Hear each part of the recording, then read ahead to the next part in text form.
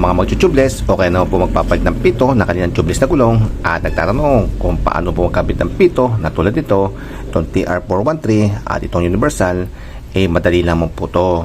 So unahin na po natin itong TR413. Ito madali lamang po to. Tanggalin lang muna po natin yung ating takip ng pito at talagyan po natin to ng langis. Technically ay hindi po pitong ating pito sa pinaglalagyan ng pito nitong ating mugs. Ayan yung butas niya. Kasi ito po ay masyado mataba. Kaya ito po ay for demo purposes lamang. At hindi po to magkakasya. Ang gagawin nyo po is ipasok nyo lang pong pa ganun. Then pag pumasok na po itong ating pito, hanggang dito po dapat yan sa pinakamatabang area na to. Kaso nga lang po ay hindi basta-basta yan papasok. At kailangan po natin dito gumamit ng tools na pambatak ng ating pito. So ito yun, no? At ito po ay iroroskas natin o iti-thread natin dito sa ating pinakapito. Ganun. So gutin na natin dahil hindi po talaga siya kasya. Ang mangyari, ganyan po yan, no? Iroroskas natin siyang ganun. Iroroskas na po natin, saka po natin siya babataking papasok. Hanggang sa magpit na po itong pinaka labi na to, ayan, dito sa ating mugs para sigurado pong pit na pit at wala pong malalabas dyan na hangin.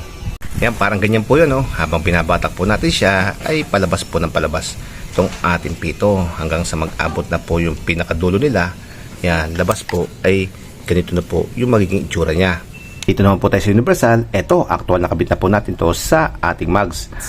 At tanggalin na po natin. Ito po yung ating takip. Then ito po yung ating lock.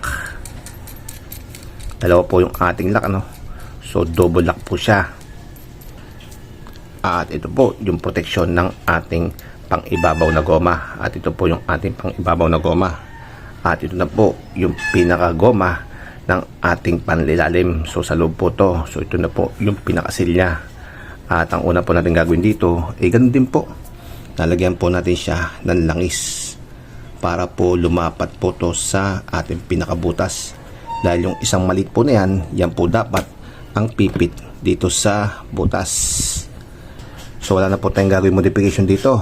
Dahil baka madiskrasya pa po natin, okay na po yan kung ano po yung ating nadatnan. Dahil yung maliit po na goma na yun po yung pipit sa ating butas at medyo papasok po yung ibang goma doon para masiguradong sealed yung ating butas. Ayan.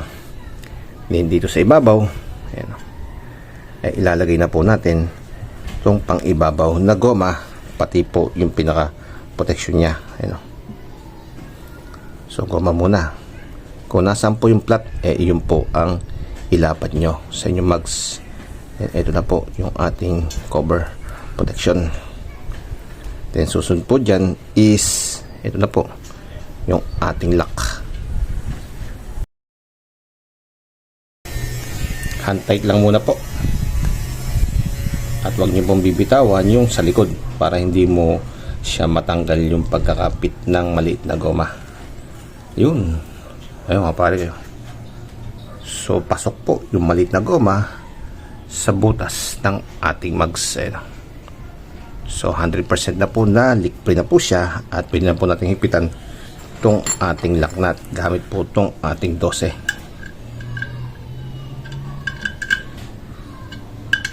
At sa paghigpit po nito tansyan-tansyan nyo lamang.